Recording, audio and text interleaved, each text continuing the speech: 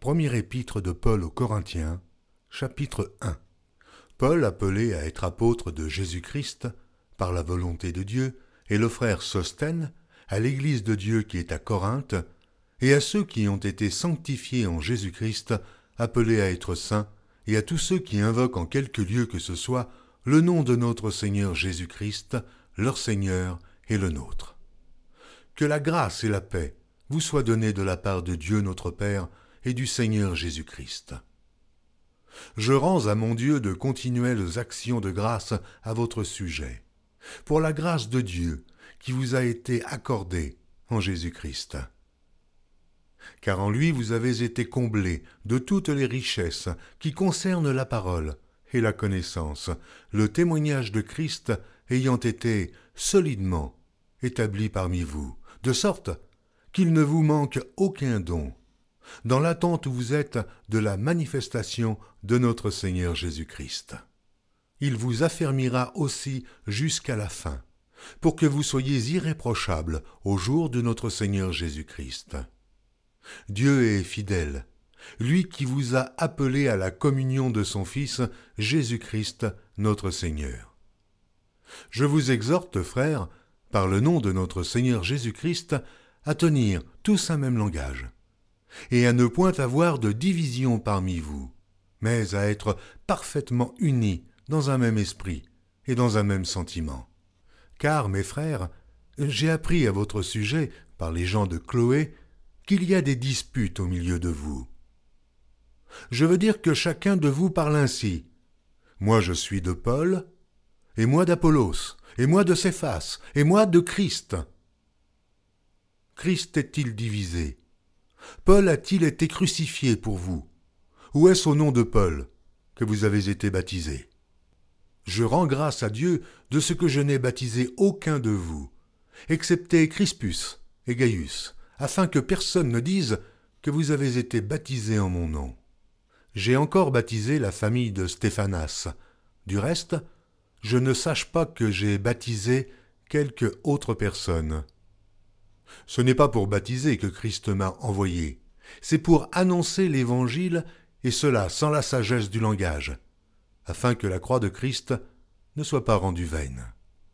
Car la prédication de la croix est une folie pour ceux qui périssent, mais pour nous qui sommes sauvés, elle est une puissance de Dieu. Aussi est-il écrit, je détruirai la sagesse des sages et j'anéantirai l'intelligence des intelligents. Où est le sage? Où est le scribe? Où est le disputeur de ce siècle? Dieu n'a-t-il pas convaincu de folie la sagesse du monde?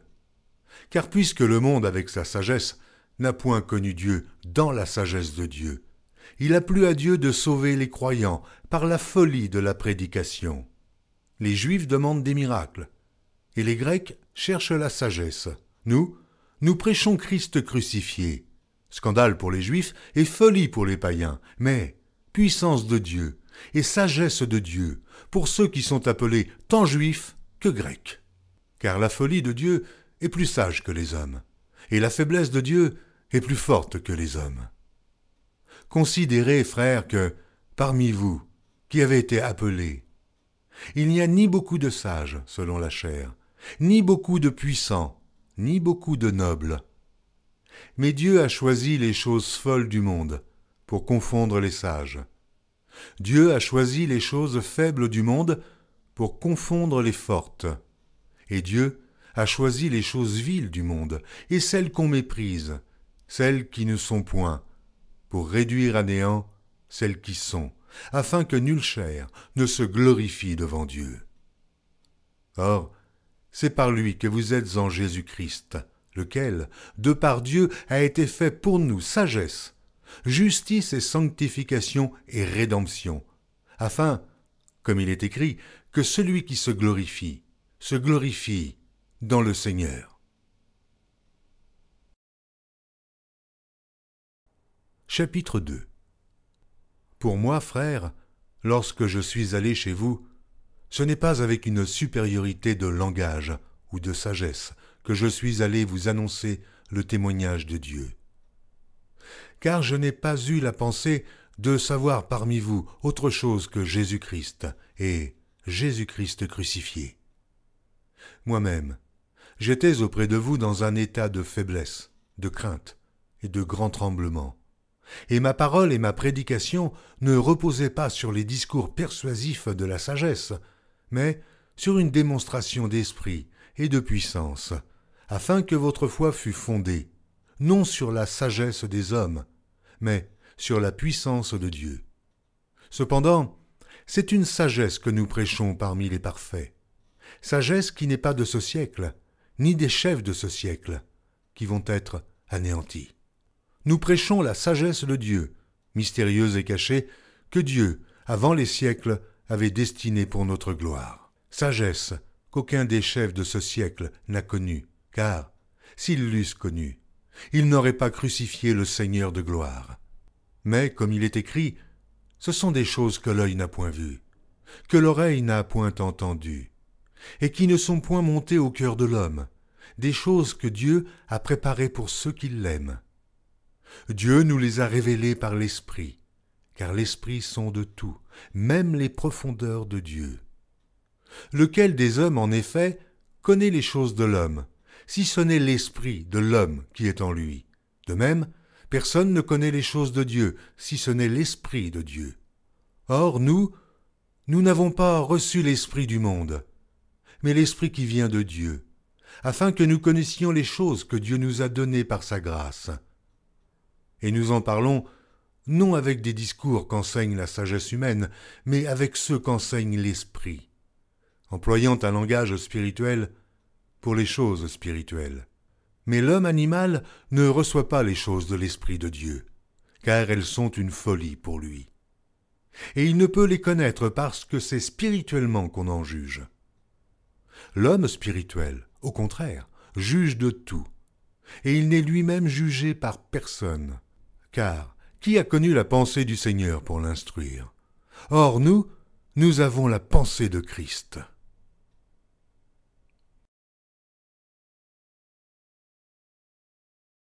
Chapitre 3. Pour moi, frères, ce n'est pas comme à des hommes spirituels que j'ai pu vous parler, mais comme à des hommes charnels, comme à des enfants en Christ. Je vous ai donné du lait, non de la nourriture solide, car vous ne pouviez pas la supporter, et vous ne le pouvez pas même à présent, parce que vous êtes encore charnels. En effet, puisqu'il y a parmi vous de la jalousie et des disputes, n'êtes-vous pas charnels, et ne marchez-vous pas selon l'homme? Quand quelqu'un dit « moi je suis de Paul », et un autre « moi d'Apollos », n'êtes-vous pas des hommes? Qu'est-ce donc qu'Apollos? Et qu'est-ce que Paul? Des serviteurs, par le moyen desquels vous avez cru, selon que le Seigneur l'a donné à chacun. J'ai planté. Apollos a arrosé.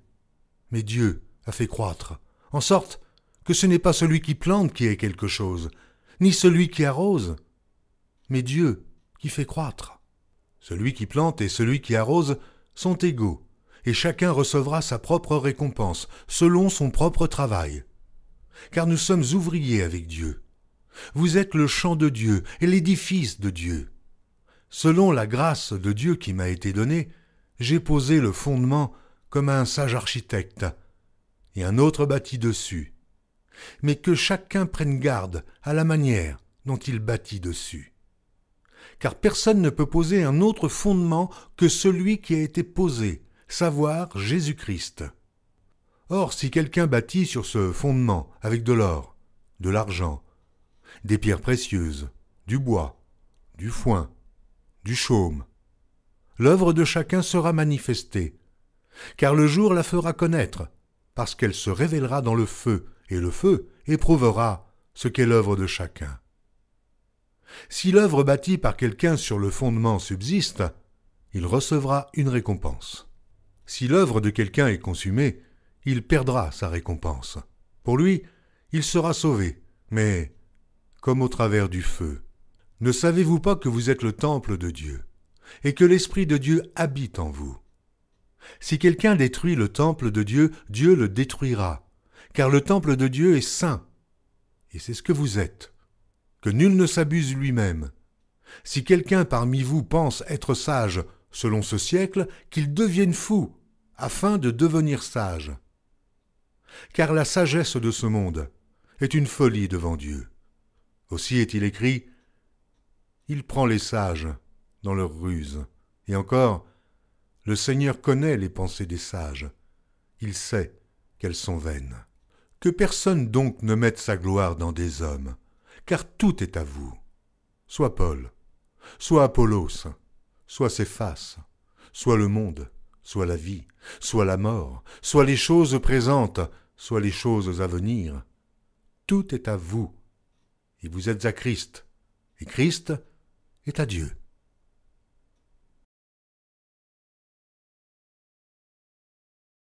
Chapitre 4. Ainsi qu'on nous regarde comme des serviteurs de Christ et des dispensateurs des mystères de Dieu. Du reste, ce qu'on demande des dispensateurs, c'est que chacun soit trouvé fidèle. Pour moi, il m'importe peu d'être jugé par vous ou par un tribunal humain. Je ne me juge pas non plus moi-même, car je ne me sens coupable de rien. Mais ce n'est pas pour cela que je suis justifié. Celui qui me juge, c'est le Seigneur. C'est pourquoi ne jugez de rien avant le temps, jusqu'à ce que vienne le Seigneur, qui mettra en lumière ce qui est caché dans les ténèbres, et qui manifestera les desseins des cœurs. Alors, chacun recevra de Dieu la louange qui lui sera due. C'est à cause de vous, frères, que j'ai fait de ces choses une application à ma personne et à celle d'Apollos, afin que vous appreniez, en nos personnes, à ne pas aller au-delà de ce qui est écrit, et que nul de vous ne conçoive de l'orgueil en faveur de l'un contre l'autre. Car qui est-ce qui te distingue? Qu'as-tu que tu n'aies reçu? Et si tu l'as reçu, pourquoi te glorifies-tu comme si tu ne l'avais pas reçu? Déjà, vous êtes rassasiés. Déjà, vous êtes riches. Sans nous, vous avez commencé à régner. Et puissiez-vous régner en effet, afin que nous aussi, nous régnions avec vous. Car Dieu, ce me semble, a fait de nous, apôtres, les derniers des hommes, des condamnés à mort en quelque sorte, puisque nous avons été en spectacle au monde, aux anges et aux hommes. Nous sommes fous à cause de Christ, mais vous êtes sages en Christ. Nous sommes faibles, mais vous êtes forts. Vous êtes honorés, et nous sommes méprisés. Jusqu'à cette heure, nous souffrons la faim, la soif, la nudité. Nous sommes maltraités, errants, ça et là. Nous nous fatiguons à travailler de nos propres mains. Injuriés, nous bénissons. Persécutés, nous supportons. Calomniés, nous parlons avec bonté. Nous sommes devenus les balayures du monde, le rebut de tous, jusqu'à maintenant. Ce n'est pas pour vous faire honte que j'écris ces choses, mais je vous avertis, comme mes enfants bien-aimés. Car quand vous auriez 10 000 maîtres en Christ, vous n'avez cependant pas plusieurs pères, puisque c'est moi qui vous ai engendré en Jésus-Christ par l'Évangile. Je vous en conjure donc, soyez mes imitateurs. Pour cela, je vous ai envoyé Timothée, qui est mon enfant bien-aimé et fidèle dans le Seigneur. Il vous rappellera quelles sont mes voies en Christ, quelle est la manière dont j'enseigne partout, dans toutes les églises. Quelques-uns se sont enflés d'orgueil, comme si je ne devais pas aller chez vous. Mais j'irai bientôt chez vous, si c'est la volonté du Seigneur, et je connaîtrai, non les paroles, mais la puissance de ceux qui se sont enflés. Car le royaume de Dieu ne consiste pas en paroles, mais en puissance. Que voulez-vous? Que j'aille chez vous avec une verge, ou avec amour et dans un esprit de douceur?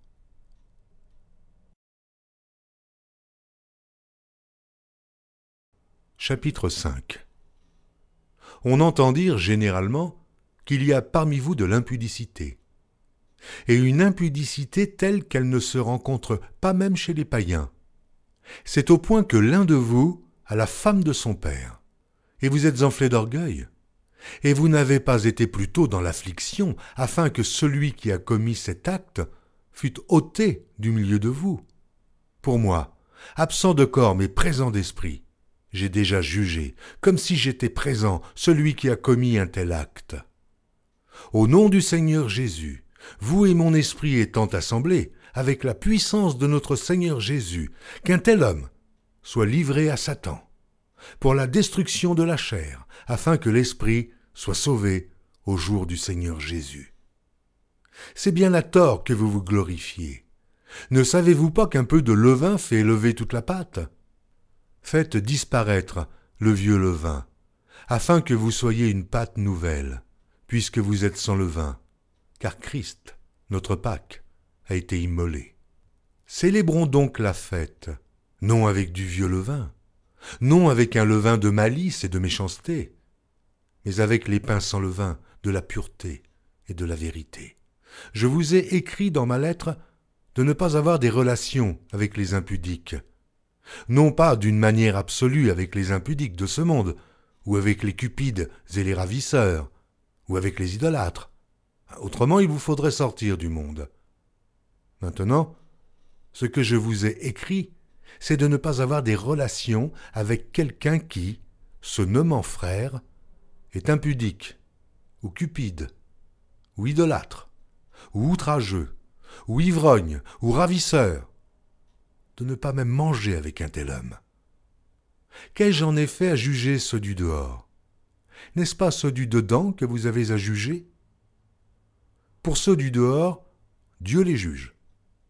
Ôtez le méchant du milieu de vous.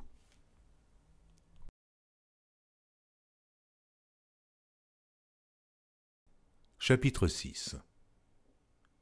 Quelqu'un de vous, lorsqu'il a un différend avec un autre, ose-t-il plaider devant les injustes et non devant les saints? Ne savez-vous pas que les saints jugeront le monde? Et si c'est par vous que le monde est jugé, vous êtes indignes de rendre les moindres jugements. Ne savez-vous pas que nous jugerons les anges? Et nous ne jugerions pas à plus forte raison les choses de cette vie? Quand donc vous avez des différends pour les choses de cette vie, ce sont des gens dont l'Église ne fait aucun cas que vous prenez pour juges. Je le dis à votre honte. Ainsi, il y a parmi vous pas un seul homme sage qui puisse se prononcer entre ses frères. Mais un frère plaide contre un frère, et cela devant des infidèles. C'est déjà certes un défaut chez vous que d'avoir des procès les uns avec les autres. Pourquoi ne souffrez-vous pas plutôt quelque injustice? Pourquoi ne vous laissez-vous pas plutôt dépouiller? Mais c'est vous qui commettez l'injustice et qui dépouillez, et c'est envers des frères que vous agissez de la sorte. Ne savez-vous pas que les injustes n'hériteront point le royaume de Dieu? Ne vous y trompez pas. Ni les impudiques, ni les idolâtres, ni les adultères, ni les efféminés, ni les infâmes, ni les voleurs, ni les cupides, ni les ivrognes, ni les outrageux, ni les ravisseurs, n'hériteront le royaume de Dieu. Et c'est là ce que vous étiez, quelques-uns de vous. Mais vous avez été lavés, mais vous avez été sanctifiés, mais vous avez été justifiés au nom du Seigneur Jésus-Christ et par l'Esprit de notre Dieu. Tout m'est permis, mais tout n'est pas utile. Tout m'est permis, mais je ne me laisserai asservir par quoi que ce soit. Les aliments sont pour le ventre, et le ventre pour les aliments. Et Dieu détruira l'un comme les autres. Mais le corps n'est pas pour l'impudicité, il est pour le Seigneur, et le Seigneur pour le corps. Et Dieu qui a ressuscité le Seigneur nous ressuscitera aussi par sa puissance. Ne savez-vous pas que vos corps sont des membres de Christ? Prendrais-je donc les membres de Christ pour en faire les membres d'une prostituée? Loin de là. Ne savez-vous pas que celui qui s'attache à la prostituée est un seul corps avec elle, car il est dit, les deux deviendront une seule chair. Mais celui qui s'attache au Seigneur est avec lui un seul esprit. Fuyez l'impudicité. Quelque autre péché qu'un homme commette, ce péché est hors du corps. Mais celui qui se livre à l'impudicité pêche contre son propre corps. Ne savez-vous pas que votre corps est le temple du Saint-Esprit qui est en vous, que vous avez reçu de Dieu, et que vous ne vous appartenez point à vous-même, car vous avez été rachetés à un grand prix. Glorifiez donc Dieu dans votre corps et dans votre esprit, qui appartiennent à Dieu.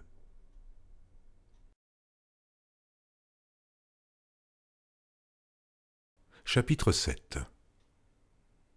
Pour ce qui concerne les choses dont vous m'avez écrit, je pense qu'il est bon, pour l'homme, de ne point toucher de femme.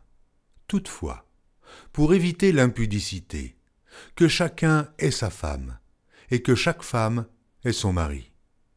Que le mari rende à sa femme ce qu'il lui doit, et que la femme agisse de même envers son mari.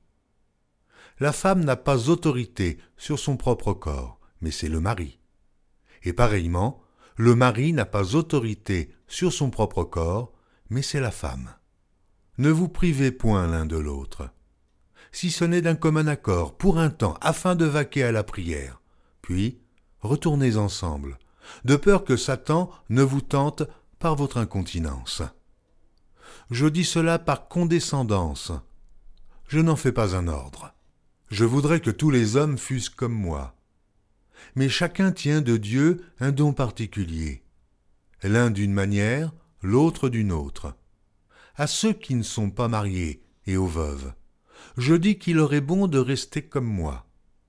Mais s'ils manquent de continence, qu'ils se marient, car il vaut mieux se marier que de brûler. À ceux qui sont mariés, j'ordonne, non pas moi, mais le Seigneur, que la femme ne se sépare point de son mari. Si elle est séparée, qu'elle demeure sans se marier, ou qu'elle se réconcilie avec son mari, et que le mari ne répudie point sa femme. Aux autres, ce n'est pas le Seigneur, c'est moi qui dis. Si un frère a une femme non croyante, et qu'elle consente à habiter avec lui, qu'il ne la répudie point.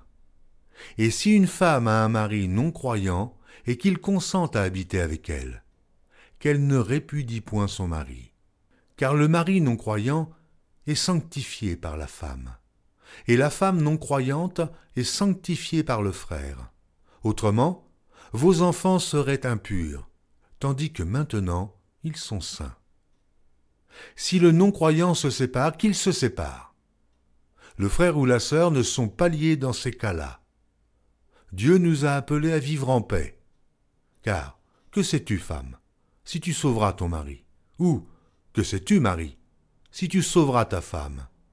Seulement, que chacun marche selon la part que le Seigneur lui a faite, selon l'appel qu'il a reçu de Dieu.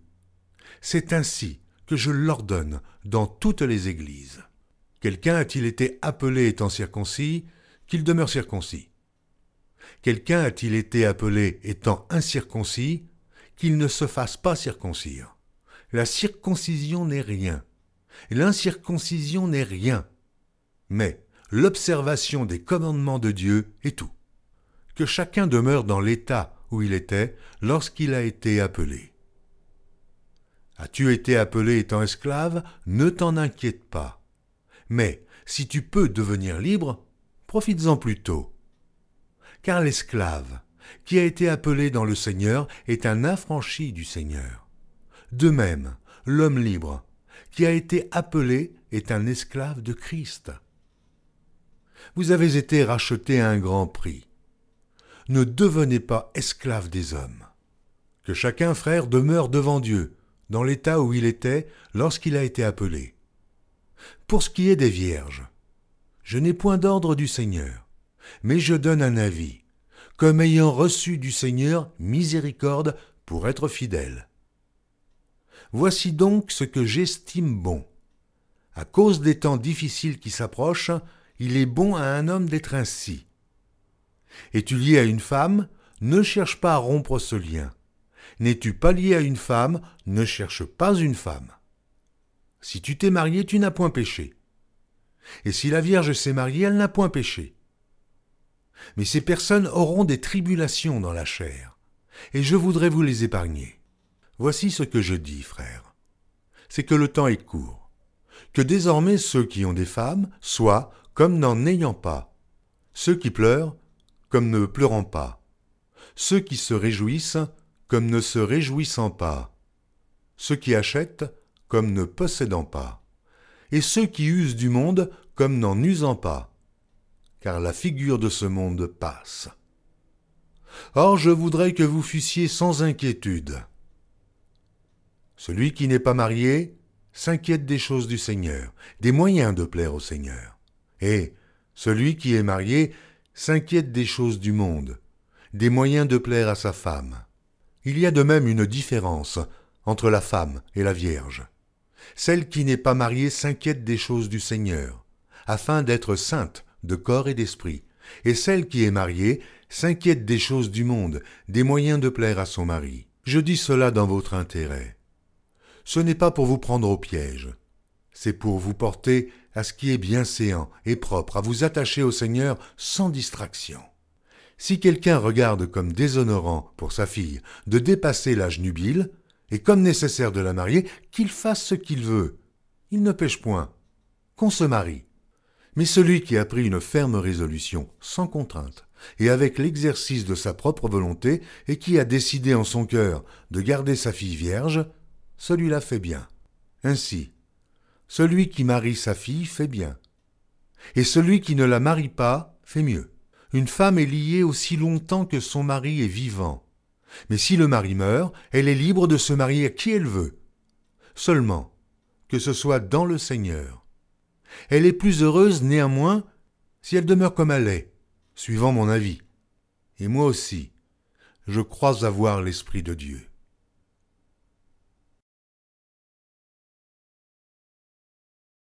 Chapitre 8. Pour ce qui concerne les viandes sacrifiées aux idoles, nous savons que nous avons tous la connaissance. La connaissance enfle, mais la charité édifie. Si quelqu'un croit savoir quelque chose, il n'a pas encore connu comme il faut connaître.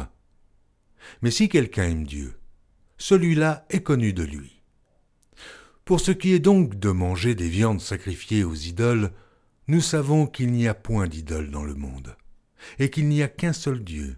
Car s'il existe des êtres qui sont appelés dieux, soit dans le ciel, soit sur la terre, comme il existe réellement plusieurs dieux et plusieurs seigneurs, néanmoins pour nous, il n'y a qu'un seul Dieu, le Père, de qui viennent toutes choses et pour qui nous sommes, et un seul Seigneur, Jésus-Christ, par qui sont toutes choses et par qui nous sommes. Mais cette connaissance n'est pas chez tous. Quelques-uns, d'après la manière dont ils envisagent encore l'idole, mangent de ces viandes comme étant sacrifiées aux idoles, et leur conscience, qui est faible, en est souillée. Ce n'est pas un aliment qui nous rapproche de Dieu. Si nous en mangeons, nous n'avons rien de plus. Si nous n'en mangeons pas, nous n'avons rien de moins. Prenez garde toutefois que votre liberté ne devienne une pierre d'achoppement pour les faibles. Car si quelqu'un te voit, toi qui as de la connaissance, assis à table dans un temple d'idoles, sa conscience à lui qui est faible, ne le portera-t-elle pas à manger des viandes sacrifiées aux idoles? Et ainsi le faible périra par ta connaissance, le frère pour lequel Christ est mort.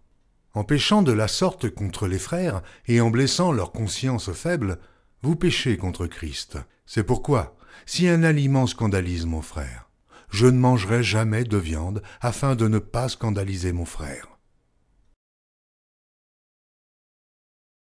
Chapitre 9. Ne suis-je pas libre? Ne suis-je pas apôtre? N'ai-je pas vu Jésus notre Seigneur? N'êtes-vous pas mon œuvre dans le Seigneur? Si pour d'autres je ne suis pas apôtre, je le suis au moins pour vous, car vous êtes le sceau de mon apostolat dans le Seigneur. C'est là ma défense contre ceux qui m'accusent.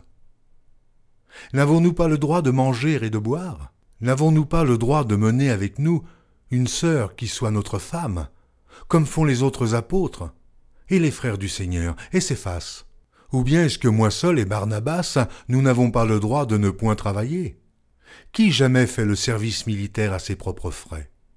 Qui est-ce qui plante une vigne et n'en mange pas le fruit?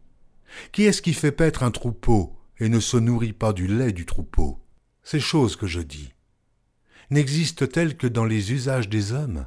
La loi ne les dit-elle pas aussi? Car il est écrit dans la loi de Moïse, « Tu n'en muselleras point le bœuf quand il foule le grain. » Dieu se met-il en peine des bœufs?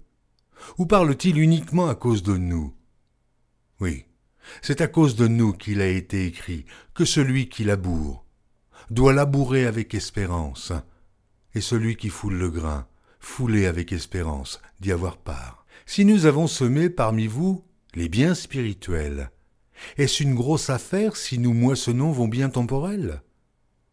Si d'autres jouissent de ce droit sur nous, n'est-ce pas plutôt à nous d'en jouir? Mais nous n'avons point usé de ce droit, au contraire. Nous souffrons tout, afin de ne pas créer d'obstacle à l'évangile de Christ. Ne savez-vous pas que ceux qui remplissent les fonctions sacrées sont nourris par le temple, que ceux qui servent à l'autel ont part à l'autel? De même aussi, le Seigneur a ordonné à ceux qui annoncent l'Évangile de vivre de l'Évangile. Pour moi, je n'ai usé d'aucun de ces droits, et ce n'est pas afin de les réclamer en ma faveur que j'écris ainsi, car j'aimerais mieux mourir que de me laisser enlever ce sujet de gloire. Si j'annonce l'Évangile, ce n'est pas pour moi un sujet de gloire, car la nécessité m'en est imposée, et malheur à moi si je n'annonce pas l'Évangile. Si je le fais de bon cœur, j'en ai la récompense, mais si je le fais malgré moi, c'est une charge qui m'est confiée. Quelle est donc ma récompense? C'est d'offrir gratuitement l'Évangile que j'annonce, sans user de mon droit de prédicateur de l'Évangile. Car bien que je sois libre à l'égard de tous, je me suis rendu le serviteur de tous, afin de gagner le plus grand nombre. Avec les Juifs, j'ai été comme Juif, afin de gagner les Juifs. Avec ceux qui sont sous la loi, comme sous la loi, quoique je ne sois pas moi-même sous la loi, afin de gagner ceux qui sont sous la loi. Avec ceux qui sont sans loi, comme sans loi, quoique je ne sois point sans la loi de Dieu, étant sous la loi de Christ, afin de gagner ceux qui sont sans loi. J'ai été faible avec les faibles, afin de gagner les faibles. Je me suis fait tout à tous, afin d'en sauver de toute manière quelques-uns. Je fais tout à cause de l'Évangile, afin d'y avoir part. Ne savez-vous pas que ceux qui courent dans le stade courent tous, mais qu'un seul remporte le prix? Courez de manière à le remporter. Tous ceux qui combattent s'imposent toute espèce d'abstinence, et ils le font pour obtenir une couronne corruptible, mais nous, faisons-le pour une couronne incorruptible. Moi donc, je cours, non pas comme à l'aventure, je frappe, non pas comme battant l'air, mais je traite durement mon corps, et je le tiens assujetti, de peur d'être moi-même rejeté, après avoir prêché aux autres. Chapitre 10. Frères, je ne veux pas que vous ignoriez que nos pères ont tous été sous la nuée, qu'ils ont tous passé au travers de la mer, qu'ils ont tous été baptisés en Moïse, dans la nuée et dans la mer, qu'ils ont tous mangé le même aliment spirituel, et qu'ils ont tous bu le même breuvage spirituel, car ils buvaient à un rocher spirituel qui les suivait, et ce rocher était Christ. Mais la plupart d'entre eux ne furent point agréables à Dieu, puisqu'ils périrent dans le désert. Or ces choses sont arrivées pour nous servir d'exemple, afin que nous n'ayons pas de mauvais désirs, comme ils en ont eu. Ne devenez point idolâtres, comme quelques-uns d'eux selon qu'il est écrit, « Le peuple s'assit pour manger et pour boire, puis ils se levèrent pour se divertir. » Ne nous livrons point à l'impudicité, comme quelques-uns d'eux s'y livrèrent, de sorte qu'il en tomba 23 000 en un seul jour. Ne tentons point le Seigneur, comme le tentèrent quelques-uns d'eux qui périrent par les serpents. Ne murmurez point comme murmurèrent quelques-uns d'eux, qui périrent par l'exterminateur. Ces choses leur sont arrivées pour servir d'exemple, et elles ont été écrites pour notre instruction, à nous qui sommes parvenus à la fin des siècles. Ainsi donc, que celui qui croit être debout prenne garde de tomber. Aucune tentation ne vous est survenue qui n'ait été humaine, et Dieu, qui est fidèle, ne permettra pas que vous soyez tentés au-delà de vos forces. Mais avec la tentation, il préparera aussi le moyen d'en sortir, afin que vous puissiez la supporter. C'est pourquoi, mes bien-aimés, fuyez l'idolâtrie. Je parle comme un des hommes intelligents. Jugez vous-même de ce que je dis. La coupe de bénédiction que nous bénissons n'est-elle pas la communion au sang de Christ? Le pain que nous rompons n'est-il pas la communion au corps de Christ? Puisqu'il y a un seul pain, nous qui sommes plusieurs, nous formons un seul corps, car nous participons tous à un même pain. Voyez les Israélites, selon la chair, ceux qui mangent les victimes, ne sont-ils pas en communion avec l'autel? Que dis-je donc? Que la viande sacrifiée aux idoles est quelque chose, ou qu'une idole est quelque chose? Nullement. Je dis que ce qu'on sacrifie, on le sacrifie à des démons, et non à Dieu. Or, je ne veux pas que vous soyez en communion avec les démons. Vous ne pouvez boire la coupe du Seigneur et la coupe des démons. Vous ne pouvez participer à la table du Seigneur et à la table des démons. Voulons-nous provoquer la jalousie du Seigneur? Sommes-nous plus forts que lui? Tout est permis, mais tout n'est pas utile. Tout est permis, mais tout n'édifie pas. Que personne ne cherche son propre intérêt, mais que chacun cherche celui d'autrui. Mangez de tout ce qui se vend au marché, sans vous enquérir de rien par motif de conscience. Car la terre est au Seigneur et tout ce qu'elle renferme. Si un non-croyant vous invite et que vous vouliez aller, mangez de tout ce qu'on vous présentera, sans vous enquérir de rien par motif de conscience. Mais si quelqu'un vous dit « Ceci a été offert en sacrifice », n'en mangez pas, à cause de celui qui a donné l'avertissement et à cause de la conscience. Je parle ici non de votre conscience, mais de celle de l'autre. Pourquoi, en effet, ma liberté serait-elle jugée par une conscience étrangère? Si je mange avec action de grâce, pourquoi serais-je blâmé au sujet d'une chose dont je rends grâce?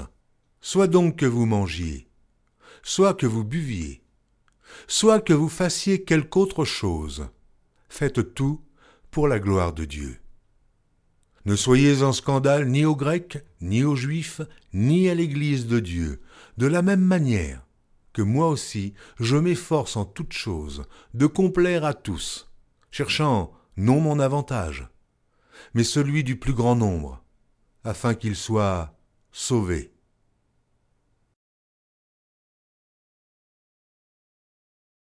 Chapitre 11. Soyez mes imitateurs, comme je le suis moi-même de Christ. Je vous loue de ce que vous vous souvenez de moi, à tous égards, et de ce que vous retenez mes instructions, telles que je vous les ai données. Je veux cependant que vous sachiez que Christ est le chef de tout homme, que l'homme est le chef de la femme, et que Dieu est le chef de Christ. Tout homme qui prie ou qui prophétise, la tête couverte, déshonore son chef. Toute femme, au contraire, qui prie ou qui prophétise, la tête non voilée, déshonore son chef. C'est comme si elle était rasée. Car si une femme n'est pas voilée, qu'elle se coupe aussi les cheveux. Or, s'il est honteux pour une femme d'avoir les cheveux coupés ou d'être rasée, qu'elle se voile. L'homme ne doit pas se couvrir la tête, puisqu'il est l'image et la gloire de Dieu, tandis que la femme est la gloire de l'homme. En effet, l'homme n'a pas été tiré de la femme, mais la femme a été tirée de l'homme. Et l'homme n'a pas été créé à cause de la femme, mais la femme a été créée à cause de l'homme. C'est pourquoi la femme, à cause des anges, doit avoir sur la tête une marque de l'autorité dont elle dépend. Toutefois, dans le Seigneur, la femme n'est point sans l'homme, ni l'homme sans la femme. Car de même que la femme a été tirée de l'homme, de même l'homme existe par la femme, et tout vient de Dieu. Jugez-en vous-même. Est-il convenable qu'une femme prie Dieu sans être voilée? La nature elle-même ne vous enseigne-t-elle pas que c'est une honte pour l'homme de porter de longs cheveux, mais que c'est une gloire pour la femme d'en porter, parce que la chevelure lui a été donnée comme voile? Si quelqu'un se plaît à contester, nous n'avons pas cette habitude, non plus que les églises de Dieu. En donnant cet avertissement, ce que je ne loue point, c'est que vous vous assemblez non pour devenir meilleur, mais pour devenir pire. Et d'abord j'apprends que lorsque vous vous réunissez en assemblée, il y a parmi vous des divisions, et je le crois en partie. Car il faut qu'il y ait des sectes parmi vous, afin que ceux qui sont approuvés soient reconnus comme tels au milieu de vous. Lors donc que vous vous réunissez, ce n'est pas pour manger le repas du Seigneur, car quand on se met à table, chacun commence par prendre son propre repas, et l'un a faim, tandis que l'autre est ivre. N'avez-vous pas des maisons pour y manger et boire? Ou méprisez-vous l'Église de Dieu, et faites-vous honte à ceux qui n'ont rien? Que vous dirai-je? Vous louerai-je? En cela je ne vous loue point, car j'ai reçu du Seigneur ce que je vous ai enseigné. C'est que le Seigneur Jésus, dans la nuit où il fut livré, prit du pain, et, après avoir rendu grâce, le rompit et dit, « Ceci est mon corps, qui est rompu pour vous. Faites ceci en mémoire de moi. » De même, après avoir soupé, il prit la coupe et dit, « Cette coupe est la nouvelle alliance en mon sang. Faites ceci en mémoire de moi toutes les fois que vous en boirez. Car toutes les fois que vous mangez ce pain et que vous buvez cette coupe, vous annoncez la mort du Seigneur jusqu'à ce qu'il vienne. C'est pourquoi celui qui mangera le pain ou boira la coupe du Seigneur indignement sera coupable envers le corps et le sang du Seigneur. Que chacun donc s'éprouve soi-même, et qu'ainsi il mange du pain et boive de la coupe.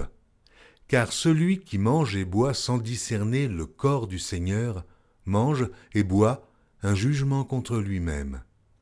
C'est pour cela qu'il y a parmi vous beaucoup d'infirmes et de malades, et qu'un grand nombre sont morts. Si nous nous jugions nous-mêmes, nous ne serions pas jugés. Mais quand nous sommes jugés, nous sommes châtiés par le Seigneur, afin que nous ne soyons pas condamnés avec le monde. Ainsi, mes frères, lorsque vous vous réunissez pour le repas, attendez-vous les uns les autres. Si quelqu'un a faim, qu'il mange chez lui, afin que vous ne vous réunissiez pas pour attirer un jugement sur vous. Je réglerai les autres choses quand je serai arrivé.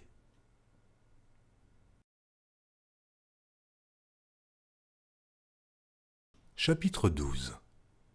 Pour ce qui concerne les dons spirituels, je ne veux pas, frères, que vous soyez dans l'ignorance. Vous savez que lorsque vous étiez païens, vous vous laissiez entraîner vers les idoles muettes, selon que vous étiez conduits. C'est pourquoi je vous déclare que nul, s'il parle par l'Esprit de Dieu, ne dit « Jésus est anathème », et que nul ne peut dire « Jésus est le Seigneur » si ce n'est par le Saint-Esprit. Il y a diversité de dons, mais le même Esprit. Diversité de ministères, mais le même Seigneur. Diversité d'opérations, mais le même Dieu qui opère tout en tous. Or, à chacun la manifestation de l'Esprit est donnée pour l'utilité commune. En effet, à l'un est donné par l'Esprit une parole de sagesse, à un autre une parole de connaissance, selon le même Esprit, à un autre la foi, par le même Esprit, à un autre le don des guérisons, par le même Esprit, à un autre le don d'opérer des miracles, à un autre la prophétie, à un autre le discernement des esprits, à un autre la diversité des langues, à un autre l'interprétation des langues. Un seul et même esprit opère toutes ces choses, les distribuant à chacun en particulier, comme il veut. Car, comme le corps est un et a plusieurs membres, et comme tous les membres du corps, malgré leur nombre, ne forment qu'un seul corps, ainsi en est-il de Christ. Nous avons tous, en effet, été baptisés par un seul esprit, pour former un seul corps, soit juif, soit grec, soit esclave, soit libre, et nous avons tous été abreuvés d'un seul esprit. Ainsi le corps n'est pas un seul membre, mais il est formé de plusieurs membres. Si le pied disait « Parce que je ne suis pas une main, je ne suis pas du corps », ne serait-il pas du corps pour cela? Et si l'oreille disait « Parce que je ne suis pas un œil, je ne suis pas du corps », ne serait-elle pas du corps pour cela? Si tout le corps était œil, où serait l'ouïe? S'il était tout ouïe, où serait l'odorat? Maintenant, Dieu a placé chacun des membres dans le corps comme il l'a voulu. Si tous étaient un seul membre, où serait le corps? Maintenant donc, il y a plusieurs membres et un seul corps. L'œil ne peut pas dire à la main « je n'ai pas besoin de toi », ni la tête dire aux pieds « je n'ai pas besoin de vous ». Mais bien plutôt, les membres du corps, qui paraissent être les plus faibles, sont nécessaires. Et ceux que nous estimons être les moins honorables du corps, nous les entourons d'un plus grand honneur. Ainsi, nos membres les moins honnêtes reçoivent le plus d'honneur, tandis que ceux qui sont honnêtes n'en ont pas besoin. Dieu a disposé le corps de manière à donner plus d'honneur à ce qui en manquait, afin qu'il n'y ait pas de division dans le corps, mais que les membres aient également soin les uns des autres. Et si un membre souffre, tous les membres souffrent avec lui. Si un membre est honoré, tous les membres se réjouissent avec lui. Vous êtes le corps de Christ, et vous êtes ses membres, chacun pour sa part. Et Dieu a établi dans l'Église, premièrement des apôtres, secondement des prophètes, troisièmement des docteurs, ensuite ceux qui ont le don des miracles, puis ceux qui ont le don de guérir, de secourir, de gouverner, de parler diverses langues. Tous sont-ils apôtres? Tous sont-ils prophètes? Tous sont-ils docteurs? Tous ont-ils le don des miracles? Tous ont-ils le don des guérisons? Tous parlent-ils en langue? Tous interprètent-ils? Aspirez aux dons les meilleurs. Et je vais encore vous montrer une voie par excellence.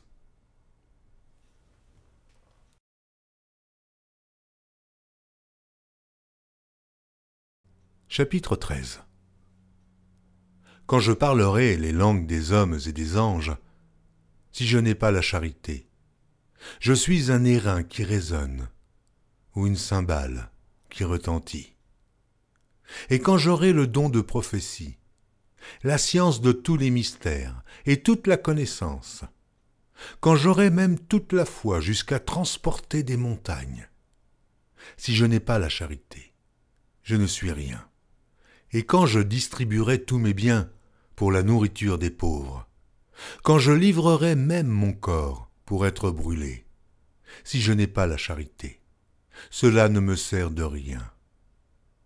La charité est patiente, elle est pleine de bonté. La charité n'est point envieuse, la charité ne se vante point, elle ne s'enfle point d'orgueil, elle ne fait rien de malhonnête, elle ne cherche point son intérêt, elle ne s'irrite point, elle ne soupçonne point le mal, elle ne se réjouit point de l'injustice, mais elle se réjouit de la vérité. Elle excuse tout, elle croit tout, elle espère tout, elle supporte tout. La charité ne périt jamais. Les prophéties prendront fin, les langues cesseront, la connaissance disparaîtra. Car nous connaissons en partie et nous prophétisons en partie.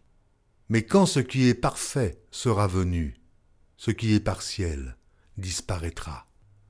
Lorsque j'étais enfant, je parlais comme un enfant, je pensais comme un enfant, je raisonnais comme un enfant. Lorsque je suis devenu homme, j'ai fait disparaître ce qui était de l'enfant. Aujourd'hui, nous voyons au moyen d'un miroir, d'une manière obscure. Mais alors nous verrons face à face. Aujourd'hui je connais en partie, mais alors je connaîtrai comme j'ai été connu.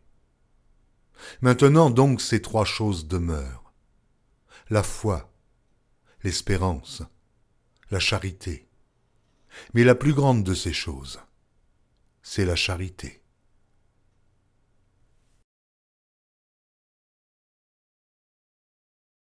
Chapitre 14. Recherchez la charité. Aspirez aussi aux dons spirituels, mais surtout à celui de prophétie. En effet, celui qui parle en langue ne parle pas aux hommes, mais à Dieu, car personne ne le comprend, et c'est en esprit qu'il dit des mystères. Celui qui prophétise, au contraire, parle aux hommes, et les édifie, les exhorte, les console. Celui qui parle en langue s'édifie lui-même. Celui qui prophétise édifie l'Église. Je désire que vous parliez tous en langue, mais encore plus que vous prophétisiez. Celui qui prophétise est plus grand que celui qui parle en langue, à moins que ce dernier n'interprète pour que l'Église en reçoive de l'édification. Et maintenant, frères, de quelle utilité vous serais-je si je venais à vous parlant en langue, et si je ne vous parlais pas par révélation ou par connaissance, ou par prophétie, ou par doctrine?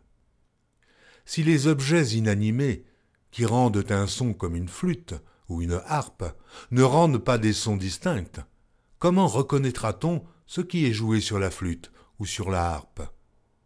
Et si la trompette rend un son confus, qui se préparera au combat? De même vous, si par la langue, vous ne donnez pas une parole distincte, comment saura-t-on ce que vous dites? Car vous parlerez en l'air. Quelque nombreuses que puissent être dans le monde les diverses langues, il n'en est aucune qui ne soit une langue intelligible.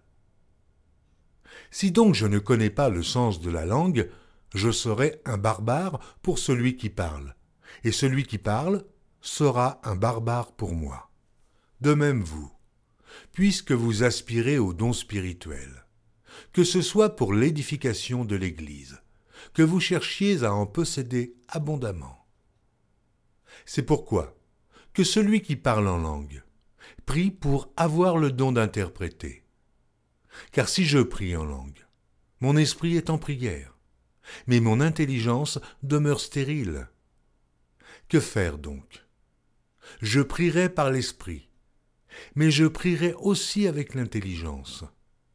Je chanterai par l'esprit, mais je chanterai aussi avec l'intelligence.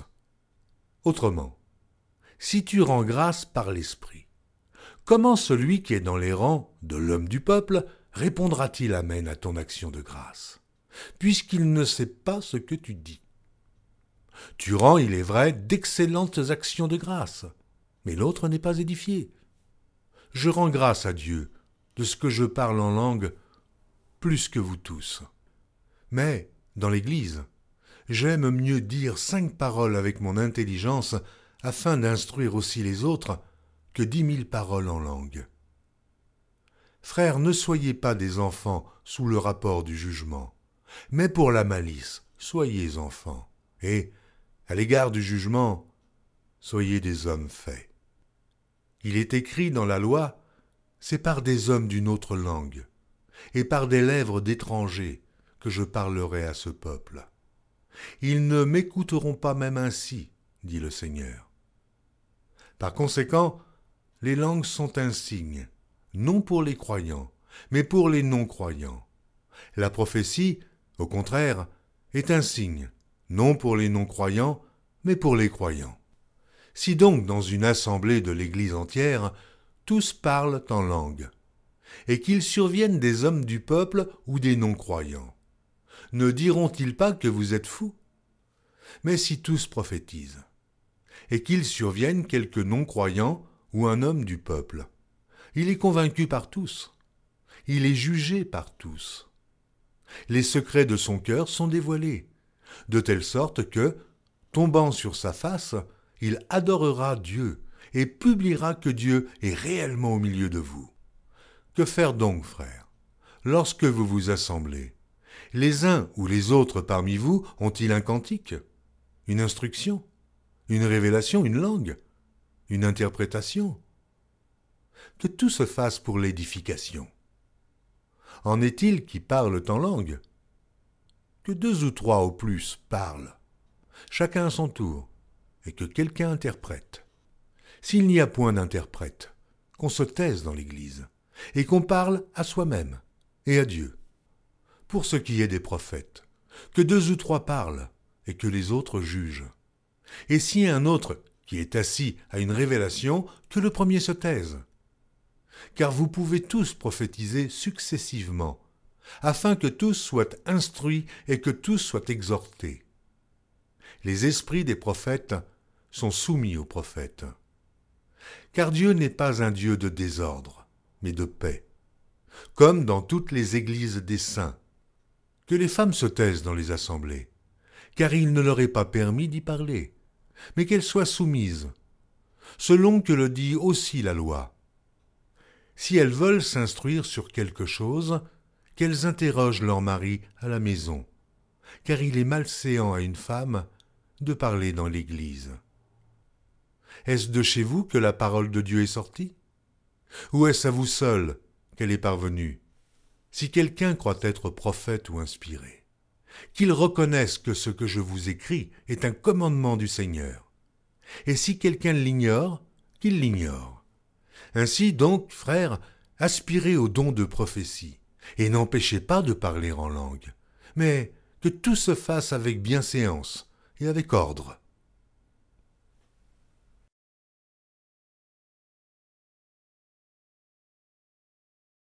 Chapitre 15. Je vous rappelle, frères, l'évangile que je vous ai annoncé, que vous avez reçu, dans lequel vous avez persévéré, et par lequel vous êtes sauvés. Si vous le retenez tel que je vous l'ai annoncé, autrement, vous auriez cru en vain. Je vous ai enseigné avant tout, comme je l'avais aussi reçu, que Christ est mort pour nos péchés, selon les Écritures, qu'il a été enseveli, et qu'il est ressuscité le 3e jour, selon les Écritures, et qu'il est apparu à Céphas, puis aux 12. Ensuite, il est apparu à plus de 500 frères à la fois, dont la plupart sont encore vivants, et dont quelques-uns sont morts. Ensuite, il est apparu à Jacques, puis à tous les apôtres. Après eux tous, il m'est aussi apparu à moi, comme à l'avorton, car je suis le moindre des apôtres. Je ne suis pas digne d'être appelé apôtre, parce que j'ai persécuté l'Église de Dieu. Par la grâce de Dieu, je suis ce que je suis, et sa grâce envers moi n'a pas été vaine, loin de là. J'ai travaillé plus que tous, non pas moi toutefois, mais la grâce de Dieu qui est avec moi. Ainsi donc, que ce soit moi, que ce soit eux, voilà ce que nous prêchons, et c'est ce que vous avez cru. Or, si l'on prêche que Christ est ressuscité des morts, comment quelques-uns parmi vous disent-ils qu'il n'y a point de résurrection des morts? S'il n'y a point de résurrection des morts, Christ non plus n'est pas ressuscité.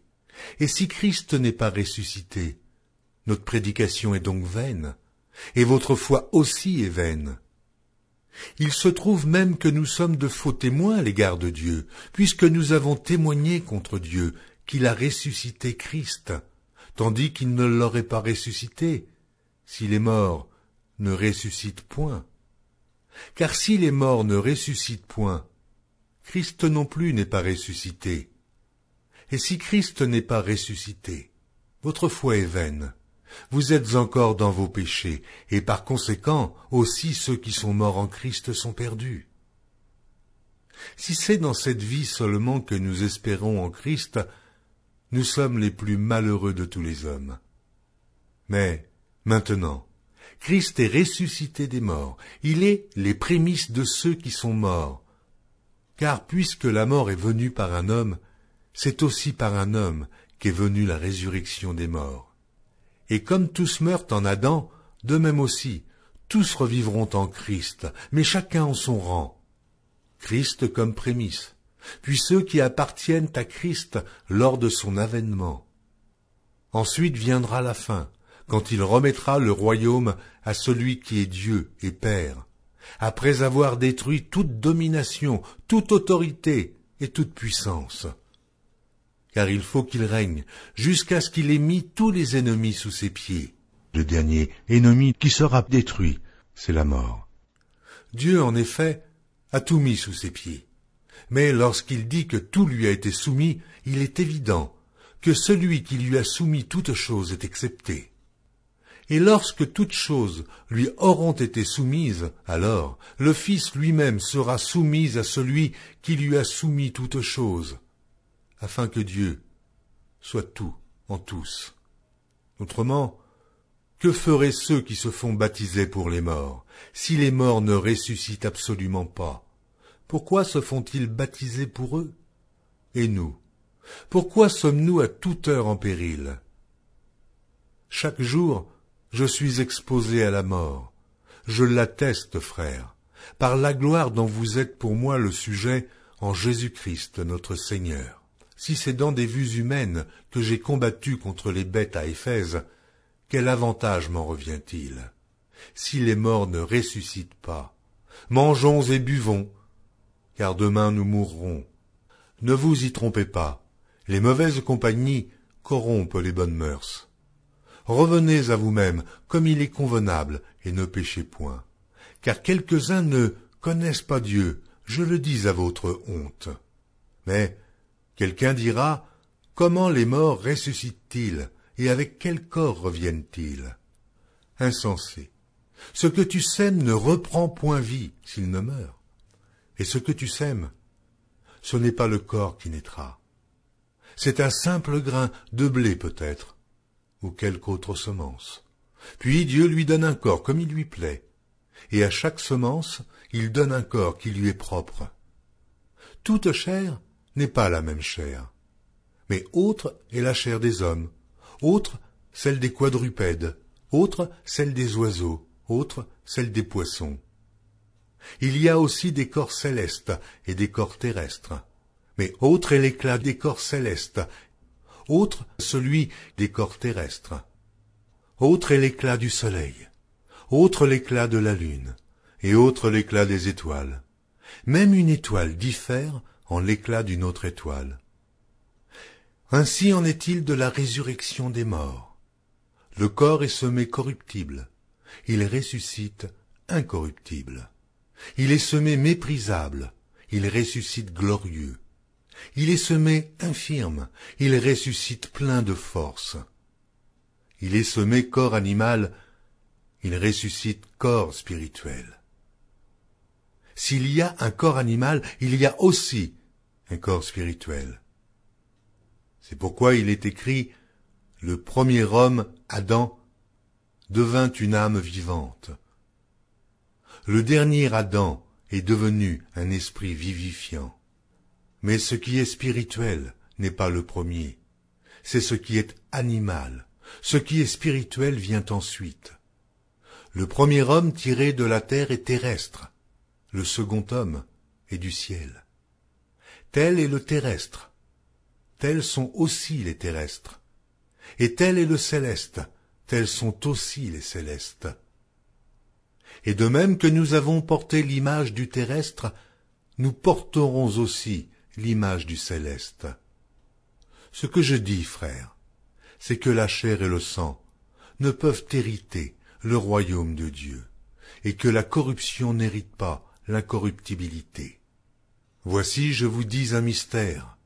Nous ne mourrons pas tous, mais tous nous serons changés, en un instant, en un clin d'œil, à la dernière trompette. La trompette sonnera, et les morts ressusciteront incorruptibles, et nous serons changés. Car il faut que ce corps corruptible revête l'incorruptibilité, et que ce corps mortel revête l'immortalité. Lorsque ce corps corruptible aura revêtu l'incorruptibilité, et que ce corps mortel aura revêtu l'immortalité, alors s'accomplira la parole qui est écrite, « La mort a été engloutie dans la victoire. Ô mort, où est ta victoire? Ô mort, où est ton aiguillon? L'aiguillon de la mort, c'est le péché, et la puissance du péché, c'est la loi. Mais grâce soit rendue à Dieu, qui nous donne la victoire par notre Seigneur Jésus-Christ. Ainsi, mes frères bien-aimés, soyez fermes, inébranlables, travaillant de mieux en mieux à l'œuvre du Seigneur, sachant que votre travail ne sera pas vain dans le Seigneur.